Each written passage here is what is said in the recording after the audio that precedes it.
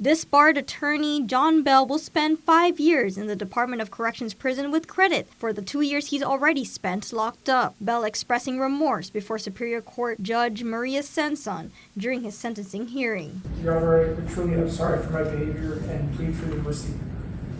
For many reasons, I was under extreme pressure for at least a year leading up to my arrest. I did consult with my doctor, but he only recommended treatments for the physical symptoms, such as having breathing or heart problems. After the arrest, he agreed that it may have been stress-related, possibly panic attacks or something like that. In June, a jury found Bell guilty of terrorizing 3 counts of unlawful restraint and 2 counts of assault, the conviction stemming from the August 2021 incident that occurred at Bell's private law office in Tamuning.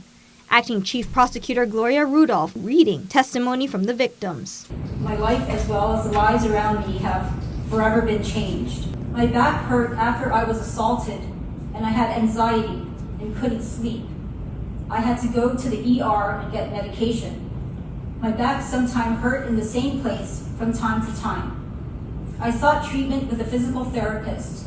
I couldn't go out in public for months. I never felt safe. I have severe anxiety anytime any attorney would need to talk to me, and it affected my job and my mental health. I had a career in legal, and that has been stripped away from me. I am currently unemployed, and thinking about going into a legal environment gives me so much anxiety. I have contemplated filing for disability because of what happened to me. I used to take so much pride in my job and the work that I did. My entire life has been about my career, and now all of that has crumbled away. Prosecutors found that Bell threatened to bash in the victims' heads and chop off their hands. Bell apologized for his actions. I spent 48 hours leading up to my arrest working with law enforcement to address workplace issues, whether in fact they were real or were perceived by me. I met with an AAG specifically and asked a police officer at 8 a.m. the day of my arrest to please send a police unit.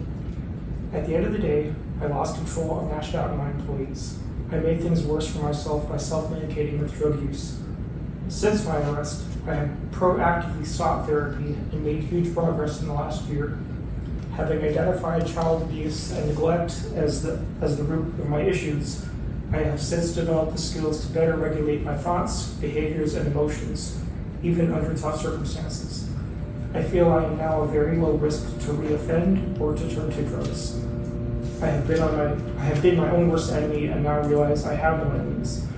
In prison, I have found myself, made peace with my past and my God, and truly enjoy my ongoing path toward further enlightenment.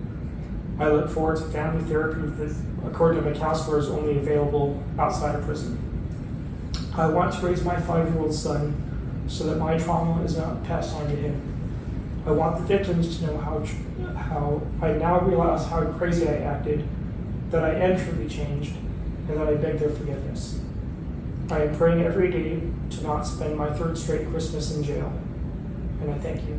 The apology in the courtroom included members of the Guam Bar speaking up for Bell. Credible, respected members of the Guam Bar have come forward both in letters of support as well as testimony heard today that he, at least prior to this incident, was a very respectful, hardworking, diligent, nice person. It was also said in court that Bell would serve 3 years parole once he gets out. Julian Hernandez, KUAM News.